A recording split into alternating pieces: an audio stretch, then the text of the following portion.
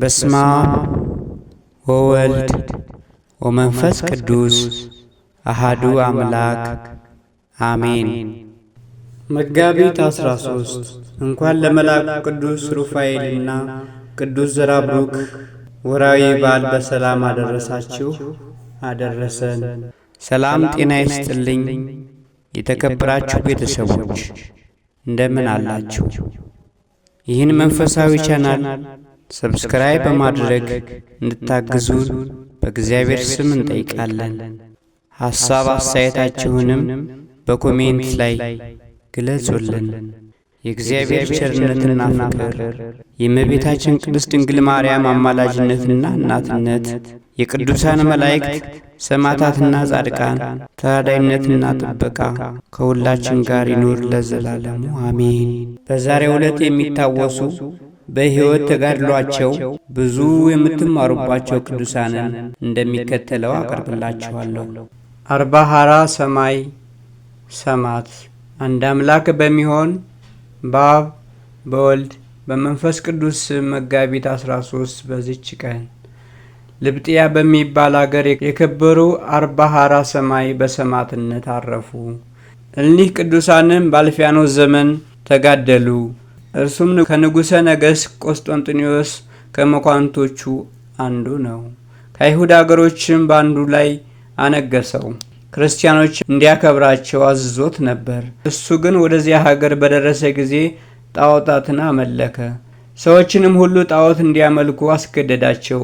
ብዙዎች ምዕመናንም ተነስተው እርሱንና የከበሩ ጣዖቶችን ረገሙ። በዚያችም ሌሊት እኒህ 40 ጭፍሮች ወደ መኮንኑ ደርሰው በክብር ባለቤት ክርስቶስ ስም ምስክር ይሆኑ ዘንድ እርስ በርሳቸው ተስማሙ። በእንቅልፋቸውም ጊዜ የእግዚአብሔር መልአክ ተገልጦ ለሰውነታቸው ብርታትን ሰጣቸው። በጠዋትም ተነስተው የጭፍራ አለቃ በሆነ በአግሪጎላዎስ ፊት ቆመው በክብር ባለቤት በጌታችን ኢየሱስ ክርስቶስ ስም ታመኑ። በላያቸውም ተቆጥቶ አስፈራራቸው። እነርሱ ግን አልፈሩም። በድንጋይም እንዲወግሯቸው አዘዘ። በአቅራቢያቸውም የውሽባ ቤት ባጠገቧ ያለ የውሃ ጉድጓድ ነበረች። ከውርጭ ጽናትም የተነሳ ትረጋለች። በውስጧም ይጥሏቸው ዘንድ መኮንኑ አዘዘ። በውስጧም በጣሏቸው ጊዜ ከውርጭ ጽናት የተነሳ ሕዋሳቶቻቸው ተቆራረጠ። ከእርሳቸውም አንዱ ፈራ። ካዘቅቱም አውጡኝ ብሎ ወጣ። ወደ ወሽባው ቤትም ገባ። ፈጥኖም ሞተ። ዋጋውንም አጠፋ። የፈለገውንም አላገኘም። 40 አክሊላትም ከሰማይ ሲወርዱ በ39ኙ ሰማዕታት ላይም ሲቀመጡ አንዱ አክሊልም በመልአኩ ልጅ ተንጠልጥሎ ሲቀር ከወታደሮቹ ይህን ያየ ከዚያ ተነስቶ በጌታ አምኖ ልብሶችንም አውልቆ ቅዱሳን ወዳሉበት ወደ አዘቅቱ ወረደ። በመልአኩ እጅ ተንጠልጥሎ የነበረውንም አክሊል ወሰደ። እኒህም ጎልማሶች ሰማዕታት በዚች አዘቅት በነበሩበት ጊዜ እናቶቻቸው ያጽናኗቸውና ያስታግሷቸው ነበር። እነርሱም ብዙ ጊዜ ቆዩ እንጂ ቶሎ አልሞቱም። ከሃዲያንም ጭፍሮቻቸውን ሊሰብሩ ፈለጉ።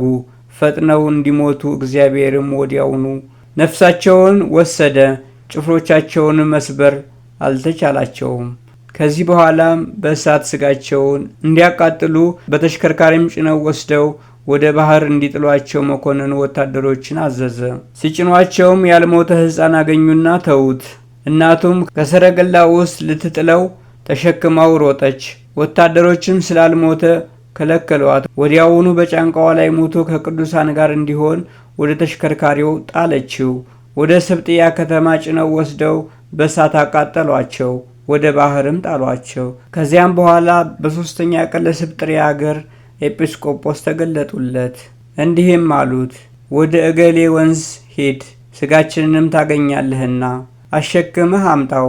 ኤጲስቆጶሱም ከካህናት ጋር በሌሊት ተነስቶ ወደ ወንዙ ሄዱ። የቅዱሳንም ስጋቸውን በአንድ ቦታ ተሰብስቦ እንደ ከዋክብት እያበራ አገኙት። ከእሳቸውም አንድ እንኳን አልጎደለም። በክብር ተሸክመው ወስደው በመልካም ቦታ በክብር አኖሯቸው። ዜናቸውም በአራት ማዕዘን ተሰማ። መታሰቢያቸውንም አደረጉ። በዓለም ሁሉ ቤተ ክርስቲያን ታነጸላቸው። ከስጋቸውም ታላላቅ ድንቆች ታምራቶች ተገለጡ። በረከታቸው ከእኛ ጋር ለዘላለሙ ትኑር አሜን። ቅዱስ መቃርስ ዘእስክንድርያው። በዚችም ቀን ደግሞ የኦርቶዶክሳውያን ሰዎች የታላቁ አባት የመቃርስን የእስክንድሪያው የመቃርዮስን የስደታቸውን መታሰቢያ ያከብራሉ። ይሄም በሮም መንግስት ከወንድሙ ከዋልጥስ በኋላ በነገሰ ጊዜ በኦርቶዶክሳውያን ምዕመናን ላይ ስደትን መከራን አመጣ። የረከሰ የማኒንና የከሃዲው አርዮስን እምነት ስለሚከተል ነው። ለእስክንድሪያም ሉኪዮስን ሊቀ ጳጳሳት አድርጎ ሹሞ ሐዋርያዊ አትናቴዎስን አሳደደው። ይህም ከሃዲ ሉኪዮስ ታላቁን አባት አባ መቃርየን እስክንድሪያዊውን አባት መቃርዮስን በንጉሥ ትእዛዝ ወደ እርሱ ከገዳማቸው አስመጣቸው። ወደ እርሱም በደረሱ ጊዜ ለያይቶ በለሰለሰ አንደበት በመሸንገል ወደ ረከሰ የአርዮስ ሃይማኖት ይገቡ ዘንድ አግባባቸው። እነርሱ ግን ወደ ነገሩ አልተመለሱም፣ ሳይፈሩትም መለሱለት። በቅንነትና በትዕግስትም መከሩት፣ ገሰጹት እንጂ የአርዮስንም ሃይማኖት ብላሽነት የባህሉንም አስከፊነት ከቅዱሳት መጻሕፍት ለይተው አስረዱት። በዚያን ጊዜም ተቆጣ። ከቆስጠንጠንያ መካከል ወደምትርቅ ደሴት አጋዛቸው። ከእስክንድርያም መርከብን የሚጠብቋቸውንም ወታደሮችን በእነርሱ ላይ በሚያደርጉት ሥራ ሁሉ አጨናንቀው በብረት አስረው ይወስዷቸው ዘንድ አዘጋጁ። ወደዚች ደሴት በደረሱ ጊዜ በደሴቱ ንጉሥ ፊት አቆሟቸው። ንጉሡም ሰይጣንን የሚያመልክ የከፋ ሰው ነበር። የደሴቱም ሰዎች አምላክ ነው ብለው እስኪያመልኩትና እስኪሰግዱለት ድረስ በስራዩ አስቷቸው ነበር። እኒህ አባቶችም ከስህተቱ እንዲመለስ አስተማሩት፣ ለመኑትም፣ አልሰማቸውም። ከብዙ ስቃይ ጋር በሆነ ቤት ዘጋባቸው እንጂ በጽኑ ስቃይ ማሰቃያቸው። ጌታችንም ተገልጦ የሚያጸናቸውና የሚያስታግሳቸው ሆነላቸው። የክብር ባለቤት ጌታችንም ጽድቃቸውንና ትሩፋታቸውን ሊገልጥ በወደደ ጊዜ የንጉሡን ልጅ ሰይጣን ያዛት። አባትና እናቷም በታላቅ ሐዘን ላይ ሲሆኑ አብዝቶ አሰቃያት። በከተማ ውስጥም ሰይጣናት ተገልጠው መቃርስንና ባልንጀራው ሆይ እኛ ከእናንተ እናንተ ከኛ ምን አላችሁ? ከሀገራችሁ ያሳደዳችሁን እያሉ ተገልጠው ይጮኹ ጀመር። በንጉሡ ልጅ ያደረገውም ሰይጣን ንጉሥ ሆይ መቃርስና ባልንጀራው ካልመጡ ከልጅ ላይ አልወጣም ብሎ ጮኸ። ንጉሡና አብረውት ያሉት አደነቁ። ወደ ንጉሡም ቅዱሳንን አመጡላቸው። እኒህ ቅዱሳን መቃርስና ባልንጀራው ወደ ንጉሥ በደረሱ ጊዜ በንጉሡ ልጅ ያደረ ሰይጣን እንዳያሰቃዩት ለመነ። ንጉሡና አብረውት ያሉትም ስለ ሥራቸው ቅዱሳንን መለመሏቸው። እነርሱም የሆነውን ሁሉ ነገሯቸው። ስለ ንጉሥም ልጅ ያድኗት ዘንድ ለመኗቸው። እነርሱም ንጉሡን ገሰጹት፣ እንዲህም አሉት፣ አንተ ሰው ስትሆን ለምን ራስክን አምላክ ታደርጋለህ? ዓለምን የፈጠረ አምላክ ከሆንክ ራስክንና ልጅህን ማዳን ይገባህ ነበር። ያን ጊዜም ወደ ክብር ባለቤት ጌታችን ጸልየው ጋኔኑን በወጣ ጊዜ ስለ ክፉ ሥራቸው ንጉሡንና የዚያችን ደሴት ሰዎች ዘለፋቸው። ንጉሡና በዚያ የተሰበሰቡት ይህን አይተው በሊህ ቅዱሳን አምላክ እናምናለን፣ ከሊህ ቅዱሳን አምላክ ከእግዚአብሔር በቀር በሰማይና በምድር ሌላ አምላክ እንደሌለ ተረድተናልና እያሉ ጮኹ። የከበሩ አባቶቻችንም በክብር ባለቤት በጌታችን ኢየሱስ ክርስቶስ ማመንን አስተማሯቸው። እነርሱም በሽተኞቻቸውን ሁሉ ሰበሰቡ። አባቶቻቸውንም በዘይት ላይ ጸልየው በመስቀል ምልክት አማትበው ቀብተው በሽተኞችን ሁሉ አጋንንት ያደረባቸውንም ሁሉንም አዳኗቸው። እንዲህም እያደረጉ እያስተማሯቸውም ብዙ ቀን ኖሩ። ከዚህም በኋላ የሀገሩን ምኩራብ አስፈርሰው ቦታውን አነጹ። ቦታውም እጅግ ስፋት ያለው መልካም ስለሆነ ቤተ ክርስቲያን አነጹ። ንጉሡም ስፍር ቁጥር የሌለው ወርቅና ብር የሀብር ልብሶችንም ለእግዚአብሔር መቅደስ ለሚሻውም ሁሉ አመጣ። የከበሩ አባቶቻችንንም ጥበብ ያላቸው አንጣሪዎችን ሚዛኑ ለእያንዳንዱ 9 ልጥር የሚሆን 12 ጻሕሎችን ሰርተው የጌታችን ኢየሱስ ክርስቶስንና የእመቤታችን የድንግል ማርያምን ስዕል የሁለቱንም መላእክት አለቆች ሚካኤልና የገብርኤልን ስዕል በውስጡ እንዲሰሩ ደግሞ 12 ወንበሮችን ለመሰዊያ የሚፈለገውንም ሁሉ 12 ጽዋዎችንና 12 እርፈ መስቀል እያንዳንዱ 3 ልጥር የሆኑ 24 መስቀሎችን እንዲሰሩ 3ቱንም የመቅደስ ግድግዳ እንዲስሉ አዘዙ። የቤተ ክርስቲያኒቱ የሕንፃዋ ሥራ ተፈጸመ። የተረፈውንም ገንዘብ ለድሆችና ለችግረኞች በተኑ። ጌታችን የተጠቀመባት ጥር 11 ቀን በሆነች ጊዜ ወደ ባህር አጠገብ እንዲወርዱና እንዲሰበሰቡ የአገሩን ሰዎች አዘዟቸው። ከእስክንድሪያም በተሰደዱ ጊዜ እግረ መንገዳቸውን የያዙትን የከበረ ሜሮንን አመጡ። ይህም ከሐዋርያዊ አትናቴዎስ ጊዜ ጀምሮ የተጠበቀ ሉኪዮስም ያላገኘው ጌታችንም በዘመናት ሁሉ የጠበቀው ጥፋት ያላገኘው ነው። ይህ በመንፈስ ቅዱስ ትእዛዝ ሆኗልና። በዚያንም ጊዜ አባት መቃሪ በከበረ ሜሮን በጥልቁ ባህር ላይ ባረከ።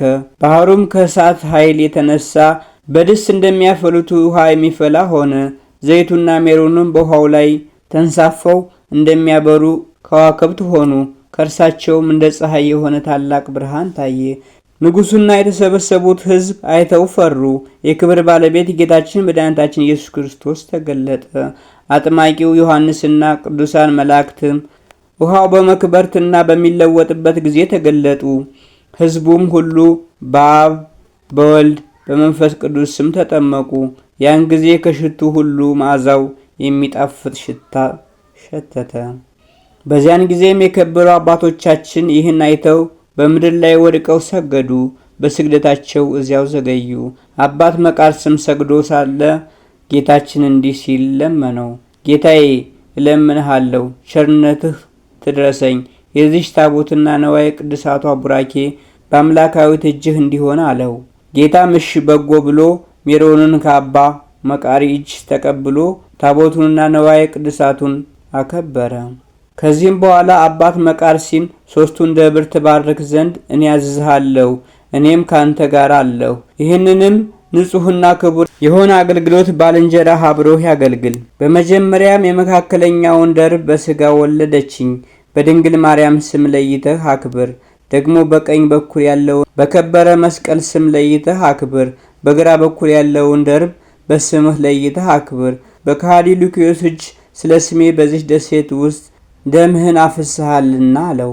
እኒህም የተባረኩ አባቶች ጌታችን እንዳዘዘ ሊሰሩ በጀመሩ ጊዜ ንጉሥ ዳዊት በመዝሙር ሊያመሰግን ጀመረ። መላእክትም በመልካም ቃላት በቋንቋቸው ያመሰግኑ ጀመር። ሕዝቡም አድንቀው እግዚአብሔርን አመሰግኑ። ዳግመኛም ጌታችን አባ መቃርስን መስዋዕቱን ተሸክሞ በመሰዊያ ላይ ይቀድስ ዘንድ አዘዘው። አባ መቃርስም ጌታችንን የሐዋርያት አለቃ አባታችን ጴጥሮስን እንዲቀድስ እዘዘው።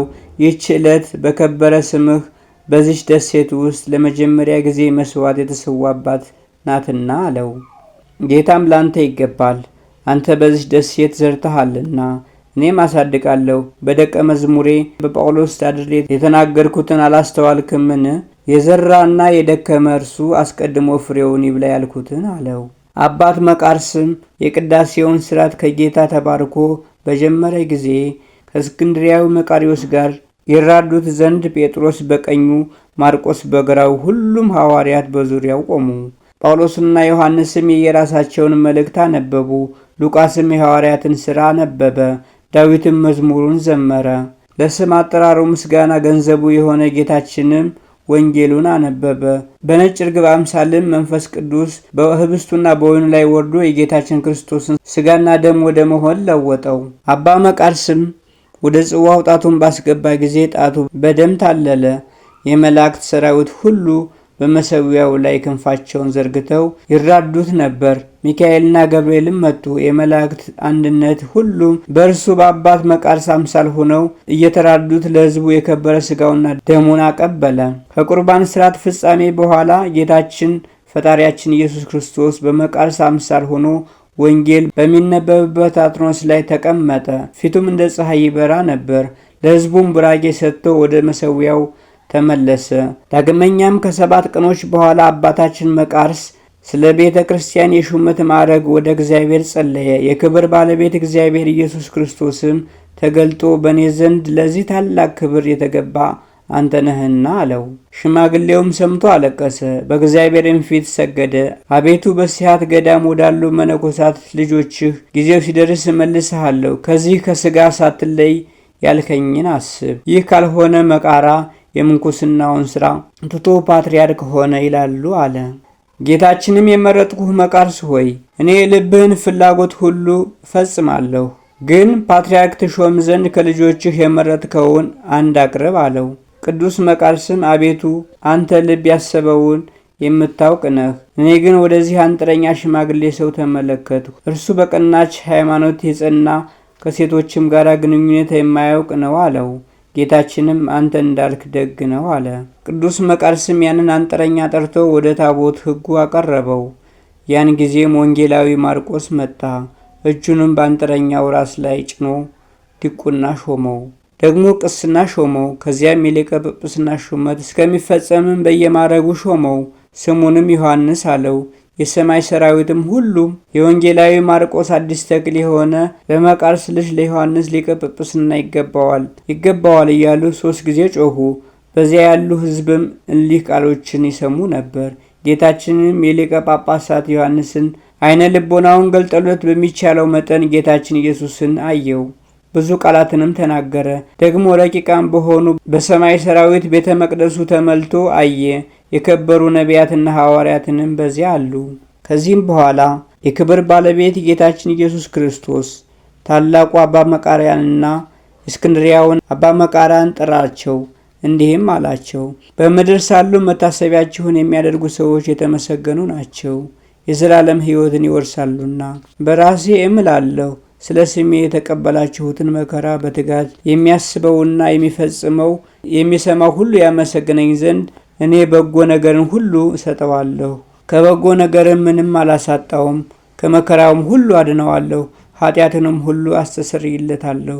ከዚህ ዓለምን በሚለይለት ጊዜ ነፍሱን ወደ ዘላለም ተድላ ደስታ ይወሰዱ ዘንድ እናንተ ወደምታስቡት መንግሥቴም ሊያስገቡት የምሕረት መላእክትን እልካለሁ። በገዳም ወይም በኦርቶዶክሳዊት ቤተ ክርስቲያን ወይም በሀገር ውስጥ ይህ ዜናችሁ በሚነበብበት እኔ አድራለሁ። በረከቴንና ሰላሜንም እስከ ዓለም ፍጻሜ በውስጧ አደርጋለሁ። ለዚህ ለደስታችሁ ዜና ተቃራኒ የሚሆን ባልተወለደ በተሻለው ነበር። በእውነት እነግራችኋለሁ፣ በሰው ፊት እንዳመናችሁብኝ በሰማያት ባለው አባቴ ፊትና በከበሩ መላእክቴ ፊት አምንባችኋለሁ። ወደ ሀገራቸው የምትመለሱበት ጊዜ ደረሰ። ይህንንም ብሎ ሰላምታ ሰጥቷቸው ወደ ሰማይ በክብር አረገ። ከዚህ በኋላ ሕዝቡን ሁሉ ንጉሡንም ሰበሰቧቸው። ወደ ሀገራቸውም እንደሚመለሱ ነገሯቸው። የክርስቶስንም ሕጉን ሁሉ እንዲጠብቁ ለሊቀ ጳጳሳቱ ዮሐንስም እንዲታዘዙ አዘዟቸው። ከቀናች ሃይማኖት ወደ ቀኝም ቢሆን ወደ ግራም ፈቀቅ እንዳይሉ በብዙ አማጸኗቸው፣ አስጠነቀቋቸውም። ሕዝቡም ሰምተው ደነገጡ፣ መሪ ልቅሶንም አለቀሱ። ቅዱሳን አባቶቻችንም ከእርሳቸው ጋር በአንድነት አለቀሱ። ከዚህም በኋላ እያንዳንዳቸውን ባረኳቸውና ተሰናበቷቸው። ያን ጊዜም ከኪሩቤል ወገን የሆነ መልአክ መጣ። አውጥቶም በክንፎቹ ተሸከማቸው። ወደ እስክንድሪያም አድርሶ በሊቀ ጳጳሳቱ ደጅ ያን ጊዜም ከኪሩቤል ወገን የሆነ መልአክ መጣ። አውጥቶም በክንፎቹ ተሸከማቸው። ወደ እስክንድሪያም ደርሶ በሊቀ ጳጳሳቱ እጅ እሁድ ጠዋት አወረዳቸው። ሊቀ ጳጳሳቱ አባ ጢሞቴዎስም ሰምቶ እጅግ ደስ አለው። ሁለተኛም ባያቸው ጊዜ አለቀሰ፣ ሰገደላቸውም። እነርሱም ሰገዱለት። እርስ በርሳቸውም እጅ ተነሳስተው ሰላምታ ተለዋወጡ። ጤንነታቸውንም ተነጋገሩ። ደግሞም ልዩ የነበሩ የአሕዛብን ወደ እግዚአብሔር ስለመለሰላቸውና ስለተደረጉት ድንቆች ታምራት ነገሯቸው። ሊቀ ጳጳሳቱ አባ ጢሞቴዎስና ይህን የሰሙ ሁሉም ሕዝብ አደነቁ፣ እግዚአብሔርንም አመሰገኑት። አባቶቻችንም በዚያ 8 ቀን ተቀመጡ። ከዚህም በኋላ ያ መልአክ ተገልጦ በክንፎቹ ደግሞ ተሸከማቸው፣ ወደ ደብረ ሲሃትም አደረሳቸው። አንዱ ኪሩብም ከአየር ሆኖ የአባት መቃርስ ልጆች ሆይ አባታችሁ የመንፈስ ቅዱስን ፍሬዎች ተሸክሞ ከስደት ተመልሶ መጥቷልና ወጥታችሁ ተቀበሉ እያለ ጮኸ። ይህንንም በሰሙ ጊዜ ከታላላቆች እስከ ታናናሾች ወጡ። ቁጥራቸውም 50,000 መነኮሳት ሆኑ። ከውስጣቸውም በዚያን ጊዜ አባ ዮሐንስ ሐጺርና አባ ብሶይ አሉ። የደረሰባቸውንም ስቃይ በነገሯቸው ጊዜ እጆቹንና እግሮቹን አሳየ። እጆቹንና እግሮቹን እየሳሙ መሪርም ባለቀሱ። ደግሞም ፊቱን ስላዩ ደስ አላቸው። እነርሱም በክብር በባለቤት በጌታችን ኢየሱስ ክርስቶስ ስም ባረካቸው።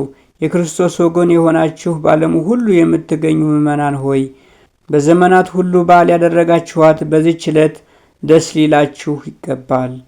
ይህም ለአምላካችን ክርስቶስ ለስሙ ደማቸውን እንዳፈሰሱ እንደ ጴጥሮስና እንደ ጳውሎስ መታሰቢያ ታጋዮች አባቶች ለመከራቸው መታሰቢያ እንዲሆን እሊህም ታላቁ አባ መቃርስና ባልንጀራው የእስክንድርያው አባ መቃርስ ናቸው።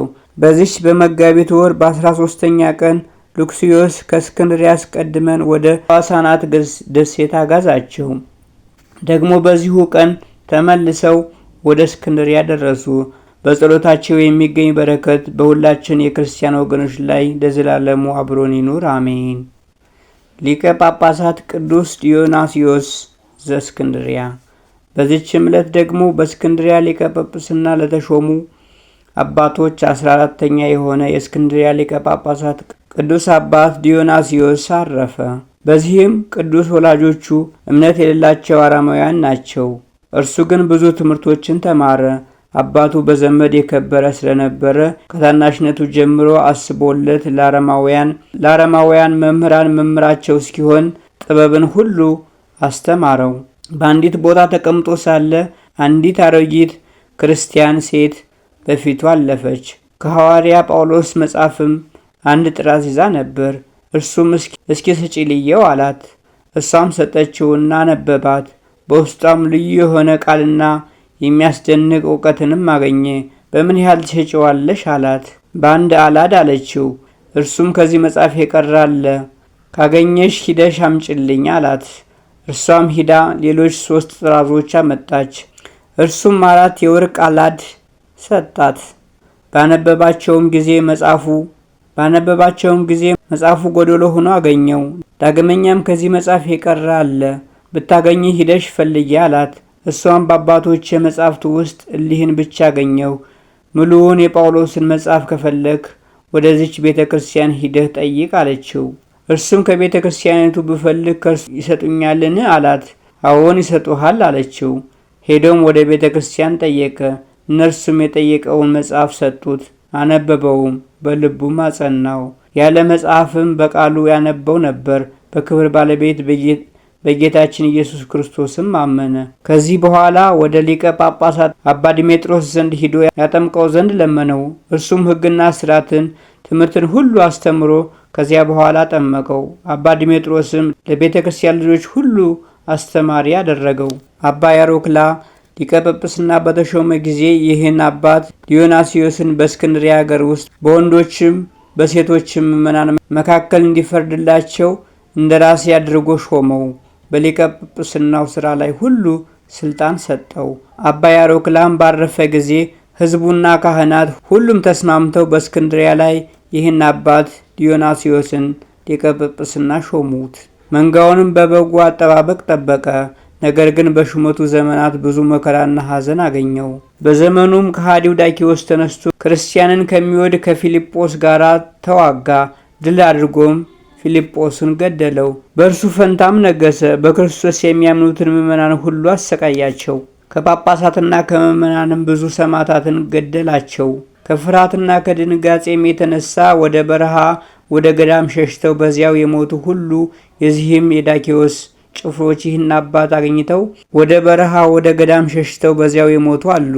የዚህም የዳኪዎስ ጭፍሮች ይህን አባት አግኝተው ያዙት፣ ለብዙ ጊዜ አሰሩት። ከዚህ በኋላ በአምላክ ፈቃድ ይህ ከሃዲ ጠፋ። በእርሱም ፈንታ ግላወርስ ነገሰ። ከክርስቲያንም ልጆች መከራው ጸጥ አለ። በዘመኑም ሰላም ሆነ። ከዚህም በኋላም ግላዎስ ሞተ።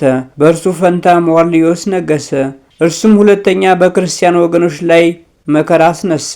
የዚህ ከሃዲ ንጉሥም መኳንንቶች ይህን አባት ይዘው አሰሩት። ታላቅ ስቃይም አሰቃዩት፣ እጅግም አስጨነቁት። ንጉሡም ይህ አባት ለጣዖት እንዲሰግድ ፈለገ። እሱም እንዲህ ብሎ መለሰለት፣ እኛስ ለክብር ባለቤት ለእግዚአብሔር አብ ለልጁ ለኢየሱስ ክርስቶስ ለመንፈስ ቅዱስ አንዲት ስግደትን እንሰግዳለን። ንጉሡም ሰምቶ እጅግ ተቆጣ። ሊያስፈራራውም በፊቱ ብዙ ሰዎችን ገደለ። ቅዱሱ ግን አልፈራውም። ወደ ደሴትም አጋዘው። በዚያም ብዙ ዘመናት ኖረ። ከዚህም በኋላ በግዞት መልሶ አንተ በስውር ለብቻህ እንደምትቀድስ ስላንተ ሰማሁ አለው። ቅዱሱም አባት መልሶ እኛ ጸሎታችንን፣ ምስጋናችንን፣ ቅዳሴያችንን በቀንም በሌሊትም ቢሆን አንተውም ከእርሱ ጋርም ወደ ሆኑ ወገኖች ዘወር ብሎ ሄዱ ቀድሱ። በሥጋ ከእናንተ የራቅሁ ብሆን በመንፈስ ከእናንተ ጋር ነኝ አላቸው። ንጉሱም ተቆጥቶ ወደ ስደት መለሰው። እግዚአብሔርም በዚህ በከሃዲ ንጉስ ላይ የበርበርን ሰራዊት አስነሳበት። ከእርሳቸውም የተነሳ ፈራ፣ ገደሉትም።